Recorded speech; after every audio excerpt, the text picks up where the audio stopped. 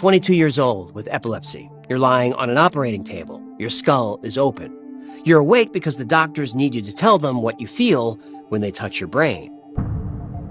This is so they know where to cut. Off by an inch here or a centimeter there, you could lose your ability to speak. You could go into a coma. You could die. They send a small electrical current into a region behind your ear, and then a shadow appears behind you. You can't see it, but you know it's there. You can feel it. When you sit up, it sits up. When you lie down, it lies down behind you and wraps its arms around you. Then the doctors turn off the electricity, and the shadow goes away. You don't feel the presence anymore. Current on, presence. Current off, nothing. Every single time. They summoned the third man. The neuroscientist running that surgery was Olaf Blanc, and until that moment in 2006, nobody knew where the third man came from. Blanc's team stimulated the part of the brain that tracks where your body is in space, the left temporoparietal junction. Tuna fried potato funyun. Temporoparietal junction. What I say? It takes signals from your muscles, your inner ear, your eyes, your skin, and it builds one picture of where you are and what you're doing. When that system breaks, from exhaustion, oxygen deprivation, extreme cold, or an electrode, the brain builds that picture of you twice. And you're aware of both, but it feels like the second presence belongs to someone else. In 2014, Blanc took it further. His team built a robot to mimic human movement. Blindfolded volunteers stood in front of one robot and behind another, like waiting in line. The subject then taps the robot in front of them on the shoulder. The robot behind copies this in real time and taps the subject on the shoulder. Fine.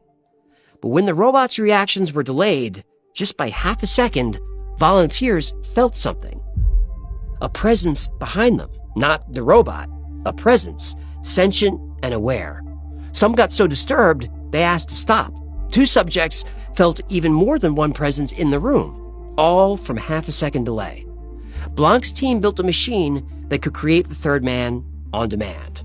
The third man experiment proved that when the brain's prediction of sensation is interrupted, it attributes those sensations to an external agent, in other words, the third man. But there's a big problem with this theory. That's not how the third man works at all. In 2014, researchers designed a robotic presence experiment to mimic the sensed presence in controlled conditions, and it worked. A presence appeared, but it was nothing like the third man. Subjects described a shadow entity that made them uncomfortable, even frightened. That's not how the third man works. He doesn't create fear, he takes it away. Every survivor describes a calming presence, supportive and encouraging. The mechanism matched, the experience didn't. So, is the third man real? Well, let's break it down. The skeptical explanation is clean. Under extreme stress, the brain misfires. It hallucinates a second person built from its own signals. Blanc proved it by stimulating the temporoparietal junction. Complimentary pirate luncheon. Never mind. Electrode on, ghost appears. Electrode off, gone. His team reproduced the effect in healthy people in minutes. The third man is the brain talking to itself and not recognizing its own voice. And that explanation fits every survivor. Shackleton had been awake 36 hours in sub-zero cold. Lindbergh hadn't slept in over 2 days. Joe Simpson was hypothermic with a shattered leg. And Ron DeFrancisco was breathing smoke and carbon monoxide. But the glitch theory can't explain the most important part. The third man is helpful. Hallucinations from oxygen deprivation are chaotic. Melting walls, hostile figures, panic. The third man is the opposite. He's calm. He gives directions. He knows the way out. And he's consistent. In 1943, the British neurologist MacDonald Critchley interviewed almost 300 shipwreck survivors. This was 60 years before Blanc picked up an electrode. Critchley found the same pattern. Calm presence, specific guidance, disappears when the danger ends. Christians and atheists, 1916 and 2001. Mountain climbers and office workers. All of them describe the same thing. And there's one more theory worth mentioning. In 1976, psychologist Julian Jaynes argued that ancient humans didn't have the kind of internal experience that we have today. They heard voices, commands from the right hemisphere of the brain, and interpreted them as gods. Jaynes called it the bicameral mind.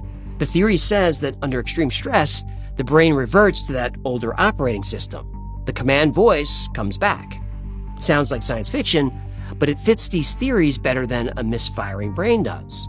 But here's the question nobody can answer. If the brain makes the third man, why does it make him a savior?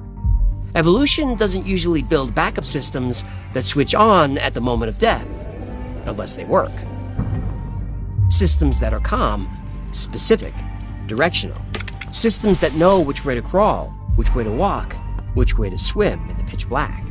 If the third man is a malfunction, he's the most useful malfunction in the history of biology.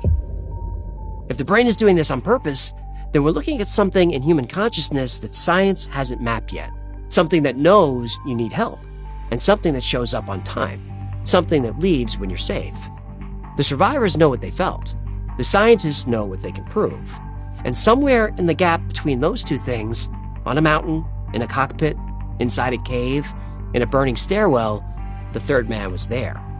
And I don't need science to explain the third man. I don't care who he is. I'm just glad he's there, waiting and watching, ready to step in when you need him most.